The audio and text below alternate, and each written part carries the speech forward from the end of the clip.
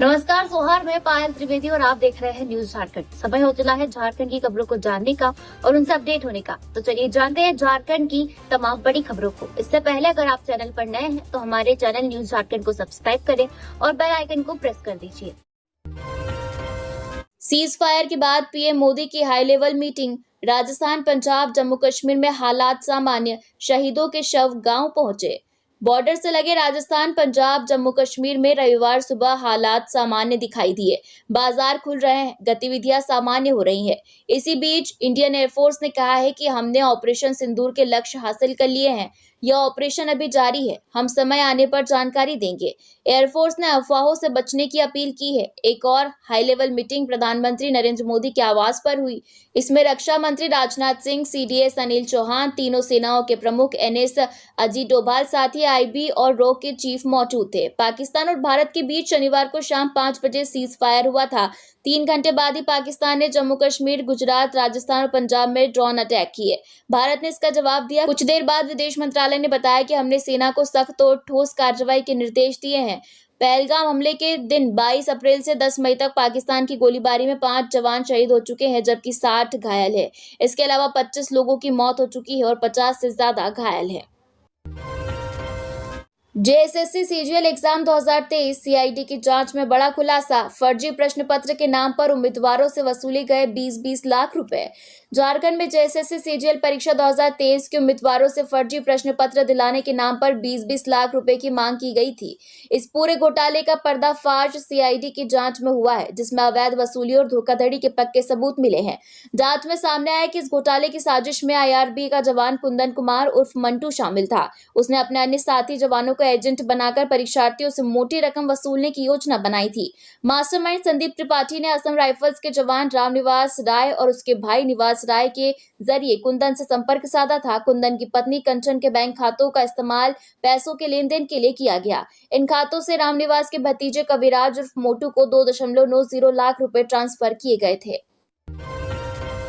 गिरिडीह के बिरनी में आपस में टकराए 2 ऑटो, एक ही परिवार के 12 लोग घायल, 2 की स्थिति हुई गंभीर। शादी में शामिल होने जा रहे थे। गिरिडीह जिले के बिरनी प्रखंड में एक बड़ी सड़क दुर्घटना हुई। रांची दुमका मेन रोड में जितकुंडी पुल के पास 2 ऑटो की आमने सामने टक्कर हो गई। इस हादसे में 14 लोग घायल हुए हैं। घायलों में झरिया के एक ही परिवार के 12 सदस्य हैं। ये सभी बिरनी के बिराजपुर में एक शादी समारोह में जा रहे थे। वहीं 2 अन्य घायलों में दूसरे ऑटो का चालक प्रेमचंद यादव और एक पैसेंजर संजय डोम है। संजय बिरनी के खुर्द में रहकर बांस के सामान बनाने का काम करता है। हादसे में पहले ऑटो से पूर्णिमा, प्रेरणा कुमारी, लालपरी देवी, सोनी देवी, मंजू देवी, गायत्री देवी, रवि कुमार, खुशबू देवी, रंजित कुमार, रुद्राक्ष कुमार, अंश कुमार और करीना कुमारी शामिल है। वहीं दूसरे ऑटो से चालक प्रेमचंद यादव और संजय डोम भी घायल हुए हैं। स्थानीय लोगों ने सभी घायलों को सामुदायिक स्वास्थ्य केंद्र पहुंचाया। डॉक्टर पीके अग्रवाल ने प्राथमिक उपचार के बाद सभी को सदर अस्पताल गिरिडीह रेफर कर दिया। एक महिला और एक पुरुष की स्थिति नाजुक बताई जा रही है। बिरनी थाना के एएसआई शंभू सिंह ने अस्पताल पहुंचकर घटना की जानकारी ली। पुलिस ने दोनों टेम्पो को अपने कब्जे में लेकर थाने ले गई। मामले की जांच जारी है। झारखंड में मौसम कर रहा कंफ्यूज। दिन में 40 के पार जा रहा पारा, शाम में हो जा रही बारिश। आज देर शाम तक 10 जिलों में बारिश के आसार। झारखंड में मौसम का मिजाज कंफ्यूज करने वाला हो गया है। दिन में जहां भीषण गर्मी लग रही है, वहीं शाम होते होते बारिश हो जा रही है। राजधानी रांची में भी मौसम का कुछ हाल ऐसा ही है। रांची सहित इसके आसपास के जिलों में देर रात बारिश हुई। सुबह से हल्के बादल भी छाए हुए हैं। इधर प्रदेश के अधिकांश जिले का पारा जहां 40 डिग्री के पार जा चुका है, वहीं हल्के से मध्यम दर्जे की बारिश हो जाने से राहत भी मिल रही है। पिछले 24 घंटे के दौरान राज्य में कहीं कहीं मेघ गर्जन, वज्रपात के साथ बहुत हल्के से मध्यम दर्जे की वर्षा हुई। सबसे अधिक बारिश लातेहार जिले के नेतरहाट में हुई है। बात अधिकतम तापमान की करें तो सबसे अधिक पारा 40.8 डिग्री सेल्सियस गोड्डा में रिकॉर्ड किया गया। वहीं सबसे कम तापमान 21.9 डिग्री सेल्सियस खूंटी का रहा। चढ़ते तापमान के बीच राहत भरी बात यह है कि आज भी देर शाम तक बारिश के आसार है। मौसम विभाग का पूर्वानुमान है कि राज्य के 10 से अधिक जिलों में आज बारिश हो सकती है। बारिश के दायरे में पूर्वी सिंहभूम, पश्चिमी सिंहभूम, सरायकेला खरसावां, सिमडेगा, बोकारो, रांची, रामगढ़ जैसे जिले शामिल है। मौसम विभाग ने इस जिलों में येलो अलर्ट जारी किए हैं। सावधान, ई-केवाईसी नहीं करवाने वालों का गैस कनेक्शन हो सकता है ब्लॉक। 3 लाख से अधिक उपभोक्ता होंगे परेशान। राजधानी रांची में करीब 3 लाख से अधिक उपभोक्ताओं ने केवाईसी नहीं कराया है, जिसकी वजह से उन्हें परेशानी का सामना करना पड़ सकता है। जानकारी के अनुसार गैस कंपनियों के द्वारा वास्तविक गैस उपभोक्ताओं की पहचान करने के लिए सभी उपभोक्ताओं का केवाईसी कराया जा रहा है। इसका लक्ष्य है कि रसोई गैस सहित उपभोक्ता तक पहुंच सके, लेकिन रांची वासी इस प्रक्रिया में रुचि नहीं दिखा रहे हैं, जिसका खामियाजा उन्हें बाद में भुगतना पड़ सकता है। बता दें कि रांची में 3 गैस कंपनियों के लगभग 7,25,000 गैस उपभोक्ता है, लेकिन इनमें से केवल 3,67,000 उपभोक्ताओं ने ही केवाईसी कराया है। अब भी करीब 3,57,000 लोगों ने केवाईसी नहीं कराया है। मालूम हो कि इनमें से इंडेन के 4.71 लाख, भारत गैस के 1.51 लाख और एचपी गैस के 1.03 लाख गैस उपभोक्ता है। वहीं केवाईसी के माध्यम से गैस कंपनियां सहित गैस उपभोक्ताओं की पहचान करती है। ऐसे में अगर कोई उपभोक्ता ऐसा है जो अपने आवासीय पते को छोड़कर दूसरी जगह पर रहने चले गए हैं, लेकिन उनका कनेक्शन अब भी चल रहा है और इसका प्रयोग कोई अन्य व्यक्ति कर रहा है, तो उन्हें केवाईसी कराने पर आने वाले दिनों में परेशानी बढ़ सकती है। साथ ही उनका गैस कनेक्शन भी ब्लॉक किया जा सकता है। गैस कंपनियां ग्राहकों के फिंगरप्रिंट स्कैनर और फेस आईडी के जरिए केवाईसी का काम कर रही है। केवाईसी करवाने के लिए उपभोक्ताओं के पास आधार कार्ड के साथ साथ रसोई गैस के उपभोक्ता नंबर की भी आवश्यकता होगी। इस दौरान उन लोगों का होना जरूरी है जिन उपभोक्ताओं के नाम से गैस कनेक्शन है। इनका केवाईसी में फिंगर स्कैनर या चेहरे से वेरिफिकेशन किया जा रहा है। इसके बाद यह प्रक्रिया पूरी होगी। अबुआ आवास लाभुकों पर शुरू हुआ प्रशासन का एक्शन, थाने में हो रहा नामजद केस, क्या है वजह? झारखंड में अबुआ आवास योजना के तहत लोगों को घर बनाने के लिए आर्थिक सहायता दी जा रही है। इस योजना के तहत जिनके पास आवास नहीं है, उन्हें सरकारी मदद से घर बनाने का पैसा दिया जा रहा है। इस योजना के ज्यादातर लाभार्थी आवास का निर्माण करवा भी रहे हैं, लेकिन कई जिलों में यह देखने को मिला है कि अबुआ आवास के लाभार्थी सरकार से पैसा मिलने के बाद आवास का निर्माण नहीं करवा रहे हैं, बल्कि उस पैसे से दूसरे काम कर रहे हैं। अब प्रशासन ने ऐसे लाभार्थियों पर एक्शन लेना शुरू कर दिया है। इस दौरान ऐसे लाभार्थी जो योजना का लाभ लेकर आवास निर्माण नहीं करवा रहे हैं, प्रशासन उन पर नामजद केस दर्ज करवा रहा है। हाल ही में प्रशासन ने घाटशिला के डंडई इलाके में अबुआ आवास योजना मद की पहली किस्त लेने के बाद भी आवास निर्माण शुरू नहीं करने वाले 47 लाभुकों के खिलाफ स्थानीय थाने में नामजद केस दर्ज करवाया है। बीडीओ देवलाल करमाली के आवेदन पर पुलिस ने केस दर्ज कर आगे की कार्रवाई शुरू कर दी है। बीडीओ की ओर से दिए गए आवेदन में उल्लेख किया गया है कि वित्तीय वर्ष 2023-24 में लाभुकों को अबुआ आवास योजना का लाभ दिया गया था। उसके बाद उन्हें पहली किस्त का भुगतान भी किया गया। पहली किस्त की राशि लेने के बाद भी लाभुकों ने आवास निर्माण का कार्य शुरू नहीं किया। काम शुरू करने के लिए भी लाभुकों को अल्टीमेटम दिया गया है। उसके बाद भी उन्हें भुगतान की गई पहली किस्त की राशि नजारत में जमा करने का भी निर्देश दिया गया है। उसके लिए 2 बार उन्हें नोटिस दिया गया। नोटिस के बाद भी राशि जमा नहीं की गई। बीडीओ की उक्त कार्रवाई से हड़कंप मच गया। धनबाद के निरसा में शॉर्ट सर्किट से लगी आग तब लगी जब सोए हुए थे घर वाले, मिनटों में लपटे हुए विकराल, लाखों का हुआ नुकसान।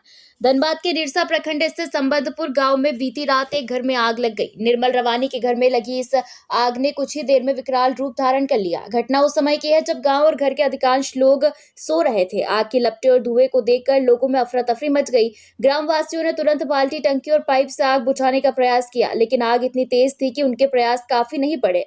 दमकल विभाग को सूचना दी गई, हालांकि स्थानीय लोगों के अनुसार दमकल की गाड़ी के पहुंचने में देरी हुई। इस बीच आग पूरे घर में फैल गई। घर में रखा सारा सामान जल गया। प्राथमिक जांच में आग का कारण शॉर्ट सर्किट बताया जा रहा है। इस घटना में कोई जनहानि नहीं हुई है, लेकिन घर में रखे कीमती सामान, कपड़े और फर्नीचर जलकर राख हो गए। जेक 10वीं और 12वीं रिजल्ट 2025, झारखंड बोर्ड रिजल्ट पर बड़ी अपडेट, जल्द जारी हो सकता है रिजल्ट।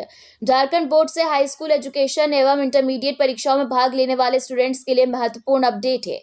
झारखंड एकेडमिक काउंसिल की ओर से वेबसाइट पर रिजल्ट संबंधित महत्वपूर्ण डिटेल साझा की गई है।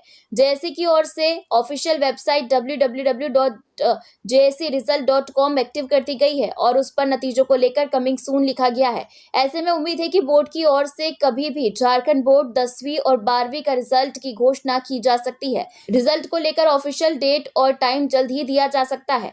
झारखंड बोर्ड 10वीं और 12वीं रिजल्ट 2025 जारी होने पर स्टूडेंट या उनके माता पिता jscresult.com, jscjharkhand.government.in या झारखंड result.nic.in में से किसी भी साइट का उपयोग करके परिणाम की जांच कर सकते हैं। सकेंगे। रिजल्ट चेक करने के साथ ही वे उसकी डिजिटल कॉपी भी डाउनलोड कर पाएंगे। स्टूडेंट्स एवं उनके पेरेंट्स को बता दें कि बोर्ड की ओर से रिजल्ट जारी होने के कुछ दिन बाद ओरिजिनल मार्कशीट स्कूलों में भेज दी जाएगी। इसके बाद स्टूडेंट्स अपने स्कूल में जाकर क्लास टीचर या प्रिंसिपल से ओरिजिनल मार्कशीट प्राप्त कर पाएंगे। झारखंड में पीएम आवास योजना के तहत 20 लाख से अधिक आवास बनाने का लक्ष्य, 15 मई तक बड़ी सर्वे तिथि। केंद्र सरकार की लाभकारी योजनाओं में शामिल प्रधानमंत्री आवास योजना ग्रामीण के तहत राज्य में दोनों फेज मिलाकर लगभग 20 लाख से अधिक आवास बनाने का लक्ष्य रखा गया है। जानकारी के अनुसार पहले चरण में 5,28,350 आवासों के निर्माण की स्वीकृति दी गई थी। भारत सरकार ने दूसरे चरण में झारखंड के लिए 14,83,757 बनाने का लक्ष्य रखा है।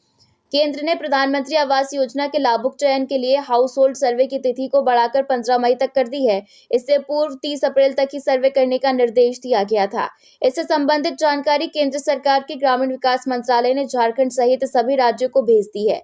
इस आलोक में भारत सरकार के निदेशक ने सभी राज्यों को पत्र लिखा है, जिसमें कहा गया है कि प्रधानमंत्री आवास योजना का हाउस होल्ड सर्वे तय समय में पूरा कर ले। इसके लिए योग्य लाभुकों की सूची आवास प्लस मोबाइल एप्लीकेशन पर डालना है। फर्जी नंबर प्लेट का खेल, तिलता में एक ही नंबर का 2 स्कूटी बरामद। रातू थाना क्षेत्र के तिलता गायत्री नगर में चोरी और फर्जीवाड़े से जुड़ा मामला शामिल है। पुलिस ने एक ही नंबर का 2 स्कूटी बरामद किया है। इस मामले में पुलिस लगातार छापेमारी कर रही है ताकि फर्जी नंबर प्लेट के खेल में शामिल अपराधियों को गिरफ्तार किया जा सके। जानकारी के मुताबिक पुलिस को मिली सूचना के आधार पर पुलिस की टीम ने शनिवार की रात देवनारायण गिरी के आवास पर छापेमारी की। जांच के दौरान उसके पुत्र बादल गिरी द्वारा छिपाकर रखी गई एक ही नंबर की 2 होंडा स्कूटी बरामद किया है। आपको बता दें, पुलिस के पहुंचते ही जानकारी मिलते ही बादल गिरी अंधेरे का फायदा उठाकर फरार हो गया। उसकी गिरफ्तारी के लिए पुलिस की टीम लगातार छापेमारी कर रही है। पुलिस को प्राथमिक जांच में पता चला है कि स्कूटी चोर और फर्जी रजिस्ट्रेशन नंबर का बड़ा खेल चल रहा है। पुलिस अब यह भी जांच कर रही है कि इन स्कूटी का इस्तेमाल किसी आपराधिक गतिविधि में तो नहीं किया गया। अस्पताल में छत पर लगाए मेडिकल साइन बोर्ड, हेमंत। मुख्यमंत्री हेमंत सोरेन ने कहा कि राष्ट्रीय सुरक्षा सर्वोच्च प्राथमिकताओं में से एक है। देश भर में सुरक्षा हालातों को देखते हुए झारखंड में एक जनमानस की सुरक्षा सुनिश्चित की जाए। जरूरी नागरिक सेवाओं के सुदृढ़ीकरण पर विशेष फोकस रखें। राज्य के सभी अस्पताल के रूफटॉप पर मेडिकल साइन बोर्ड लगाएं। सिविल डिफेंस वॉलंटियर्स को एक्टिव करें। आवश्यकता के अनुरूप सिविल डिफेंस वॉलंटियर्स की संख्या बढ़ाएं। मुख्यमंत्री शनिवार को रांची के कांके रोड स्थित अपने आवासीय कार्यालय में वर्तमान राष्ट्रीय परिस्थितियों और परिदृश्य के मद्देनजर राज्य की सुरक्षा व्यवस्था को लेकर वरिष्ठ प्रशासनिक एवं पुलिस अधिकारियों के साथ उच्च स्तरीय बैठक कर रहे थे। मुख्यमंत्री ने अधिकारियों को निर्देश दिया कि सिविल डिफेंस के क्षेत्र में कार्य करने वाले संस्थानों से समन्वय स्थापित कर बेहतर सुरक्षा व्यवस्था सुनिश्चित करें। उन्होंने कहा कि सिविल डिफेंस वॉलंटियर्स को त्वरित राहत बचाव कार्य, जन जागरूकता और सामुदायिक क्षमता निर्माण जैसे विषयों पर विशेष प्रशिक्षण दिया जाए। देवघर में बच्चे के शव को कब्र से निकाला गया बाहर, हत्या की आशंका पर पोस्टमार्टम। देवघर के सारवा थाना क्षेत्र के मनीगढ़ी गांव में 11 वर्षीय प्रीतम कुमार की मौत के मामले में नया मोड़ ले लिया है। पहले सभी ने सोचा कि उसकी मौत किसी जहरीले सांप के काटने से हुई है, लेकिन बाद में हत्या की आशंका जताई गई। अब पुलिस ने दफनाए गए शव को निकालकर पोस्टमार्टम के लिए भेज दिया है। प्रीतम के पिता राजेश यादव का आरोप है कि उनका बेटा अपने दोस्तों के साथ गोनू झा नामक व्यक्ति के बागान में आम तोड़ने गया था। तभी बागान मालिक गोनू झा वहां पहुंचा। सभी बच्चे भाग गए, लेकिन प्रीतम पेड़ पर ही रह गया। गोनू झा ने उसे नीचे उतारकर पीटना शुरू कर दिया। प्रीतम के पिता ने बताया कि गोनू झा ने बच्चे की गर्दन दबाई और उसे जमीन पर पटक दिया। फिर उसे होश में लाने की कोशिश की गई, लेकिन तब तक उसकी मौत हो चुकी थी। इसके बाद गोनू झा ने शव को बागान के बाहर रास्ते पर फेंक दिया। गांव वालों को जब पता चला कि बच्चा रास्ते में गिरा है तो उसे अस्पताल ले जाया गया, जहां डॉक्टरों ने मृत घोषित कर दिया। परिजनों ने बिना किसी शक के शव को दफना दिया, लेकिन अगले दिन मृतक के छोटे भाई ने बताया कि उसके भाई को किसी सांप ने नहीं बल्कि गोनू झा ने मारा है। इसके बाद गांव वालों ने पुलिस को सूचना दी। पुलिस ने शनिवार को कार्रवाई करते हुए कब्र से शव निकाला और पोस्टमार्टम के लिए भेज दिया। शादी का झांसा देकर युवती से यौन शोषण, आरोपी दीपक भगत फरार। रातू थाना की पुलिस शादी का झांसा देकर यौन शोषण करने के आरोपी दीपक भगत की तलाश कर रही है। रातू थाना क्षेत्र के सिमलिया नया टोली निवासी 22 साल की युवती ने उसके खिलाफ प्राथमिकी दर्ज कराई है। आरोपी दीपक भगत लोहरदगा जिला के सेना थाना क्षेत्र के बसाई टोली का रहने वाला है। जानकारी के मुताबिक वह हेहल में रह रहा था। इस दौरान उसकी पहचान युवती से हुई। आरोप है कि उसने युवती से शादी का वादा करके उसका यौन शोषण किया। युवती जब उस पर शादी करने के लिए दबाव बनाई तो उसने शादी करने से इनकार कर दिया। युवक द्वारा शादी से इनकार करने पर युवती ने पूरे घटनाक्रम की जानकारी परिजनों को दी, जिसके बाद परिजनों ने युवक के खिलाफ रातू थाना में प्राथमिकी दर्ज कराई, जिसके बाद से दीपक भगत फरार चल रहा है। 4 लेन पर सड़क पार कर रहे व्यक्ति की मौत। पलामू में पिकअप ने मारी टक्कर, कई फीट उछलकर सड़क पर गिरा, रौंदते हुए भागा वाहन। पलामू में NH 98 4 लेन पर एक दर्दनाक सड़क हादसा हुआ। छतरपुर मेदिनीनगर मार्ग पर सड़मा स्थित महिंद्रा एग्रो पेट्रोल पंप के सामने एक पिकअप ने सड़क पार कर रहे व्यक्ति को टक्कर मार दी। मृतक की पहचान टोकड़ा गांव के टोला तेनुडीह निवासी रामकेश यादव के रूप में हुई है। बताया जा रहा है कि मेदिनीनगर की ओर से आ रही तेज रफ्तार पिकअप ने रामकेश को टक्कर मार दी। टक्कर इतनी जोरदार थी कि वे कई फीट ऊपर उछल गए। सड़क पर गिरने के बाद पिकअप उन्हें कुचलते हुए हरिहरगंज की ओर भाग निकली। स्थानीय लोग घायल रामकेश को अनुमंडलीय अस्पताल छतरपुर ले गए। चिकित्सकों ने जांच के बाद उन्हें मृत घोषित कर दिया। घटना से आक्रोशित परिजनों और ग्रामीणों ने 4 लेन सड़क पर जाम लगा दिया। करीब 1 घंटे तक जाम की स्थिति रही। सब इंस्पेक्टर मिथिलेश यादव और सुरेंद्र राम ने मौके पर पहुंचकर लोगों को समझाया। उन्होंने हर संभव मदद और सरकारी मुआवजा दिलाने का आश्वासन दिया। इसके बाद जाम हट गया और यातायात सामान्य हो गया। पुलिस शव को कब्जे में लेकर थाने ले गई। आज मेदिनी राय मेडिकल कॉलेज हॉस्पिटल में शव का पोस्टमार्टम किया गया। मदर्स डे पर कोडरमा के वैष्णवी की कहानी। 6 साल की उम्र में मां को खोया, पिता दादा का बन रही सहारा, KBC तक पहुंची। मां यह महज एक शब्द नहीं है और ना ही हाड़ मांस की बनी कोई प्रतिमा। दरअसल यह भावना है। इसके लिए उम्र का होना जरूरी नहीं होता है। अगर ममत्व वाली भावना है, बिना शर्त सेवा करने का भाव है, तो वह माँ है। ऐसा ही कोडरमा के झुमरी तलैया शहर में एक वैष्णवी नाम की युवती है जो अपने पिता और दादा की मां की तरह सेवा करती है। उनकी उम्र महज 22 साल है और 6 साल की उम्र में मां का साया छूटा। दादी सहारा बनी पर कुछ ही दिनों में वो भी चल बसी। पिता ने पाला, जब से होश संभाला है वैष्णवी अपने पिता और दादा के लिए मां की तरह है। पिता विवेकानंद और दादा गजाधर कहते हैं, मां की तरह हमारा पूरा ध्यान रखती है, कभी कभी मां की तरह ही डांट फटकार भी लगाती है। पाकुड़ के शिव शीतला मंदिर में हो रहा संकीर्तन। 3 राज्य के कीर्तन मंडलियां हो रही शामिल। 70 साल से जारी है पूजा की परंपरा। पाकुड़ के प्राचीन शिव शीतला मंदिर में 121 घंटे का हरिनाम संकीर्तन सह रुद्राभिषेक अनुष्ठान शुरू हुआ। वैदिक मंत्रोच्चार के साथ विद्वान पुरोहितों ने पूजा अर्चना कराई। इसके बाद कीर्तन मंडली ने हरिनाम संकीर्तन प्रारंभ किया। मंदिर समिति के अध्यक्ष संजू टेबड़ीवाल ने बताया कि यह आयोजन 15 मई तक चलेगा। बिहार, झारखंड और पश्चिम बंगाल की कीर्तन मंडलियां इसमें भाग ले रही है। उन्होंने कहा कि यह परंपरा उनके पूर्वजों ने शुरू की थी, जो पिछले 70 वर्षों से निरंतर जारी है। कार्यक्रम में रुद्राभिषेक बासुकीनाथ के विद्वान पुरोहितों द्वारा कराया जाएगा। मंदिर में भंडारे की भी व्यवस्था की गई है। समापन 15 मई को होगा, जिसमें यज्ञ का आयोजन किया जाएगा।